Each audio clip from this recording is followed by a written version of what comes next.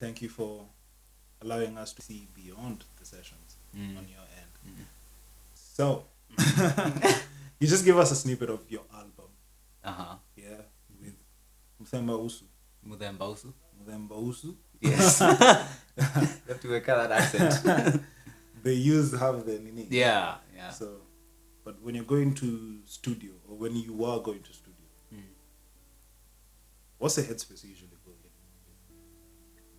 So I still want to learn, and I think that's for me my biggest intention in every situation also.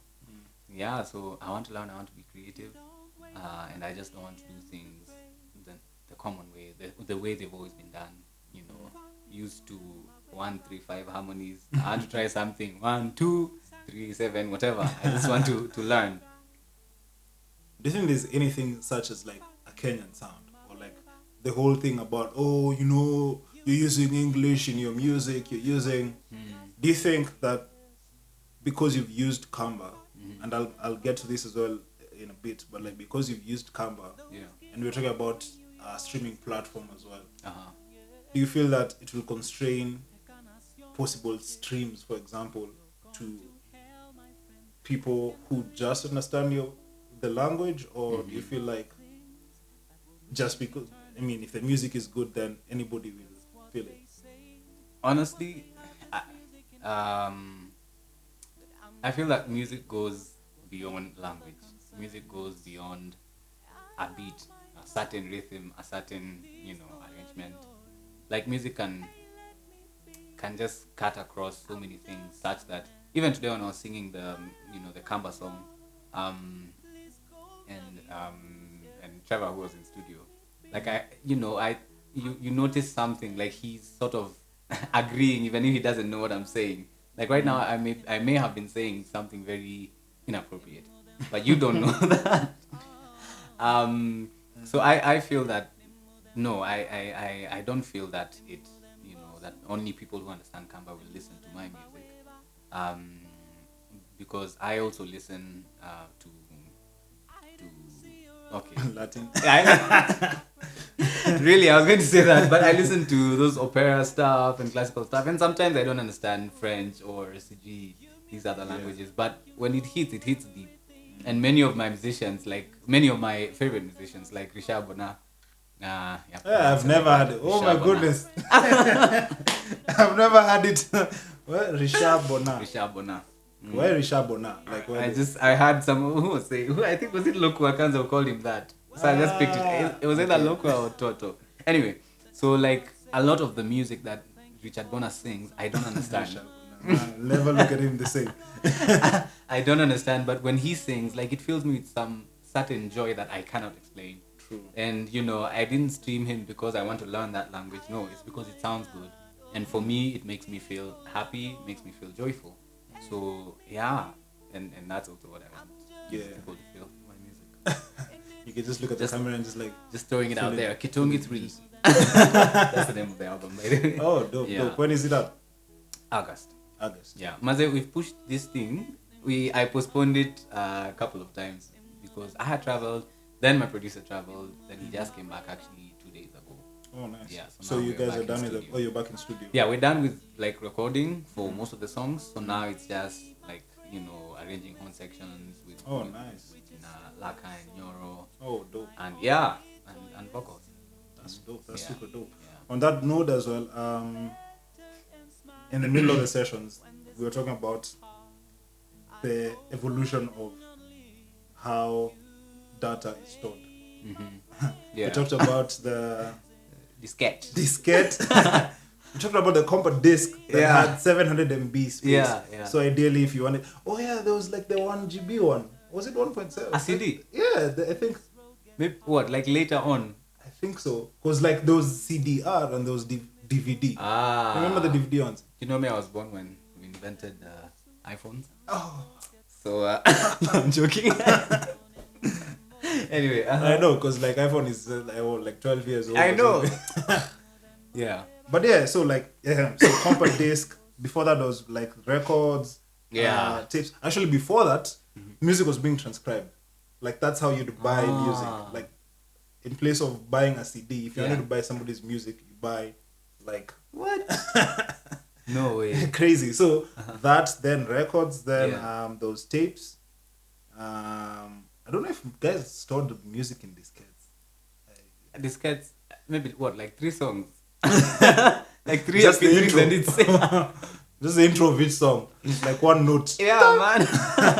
Then there's the And it's CDs, full, the yeah. CDs, MP3s. Yeah. But now we're at a very interesting stage. Streaming. Mm-hmm. 2 questions I have. Yeah. What's your take on streaming? And do you think that there'll be something else after streaming? And what would...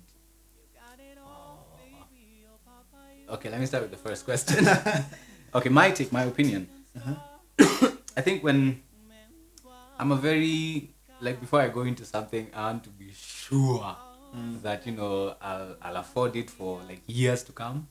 It'll be convenient for me. For years to come, it'll be, So also, before I got into now streaming music, because I used to be those guys for, I want a CD to take to, to the car and to take to my mother and to take CD to whoever. Yeah.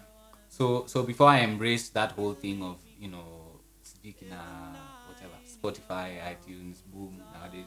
But honestly, like, things are changing so fast and so much, and there's a lot of content that I have found from streaming sites that would probably be very hard for me to find any other way. CD. So I feel, yes, it is it's something so wide right now, and it's something that right now I really appreciate, because I've also I think I'm getting to what's the word, to discover a lot of new artists, new music, and for me it's also helping me grow, because I'm like, when I hear people in Brazil praying Amen. hallelujah, playing, In Latin. I don't know. I don't know. Anyway, when I hear some beautiful samba or whatever, like, I want to sort of incorporate or to make kamba to get to that level, or my kamba music to get to that level where guys are like, hey. There's some guy in Kenya, he's called Kitongi, he does kamba, Manasseh, whatever.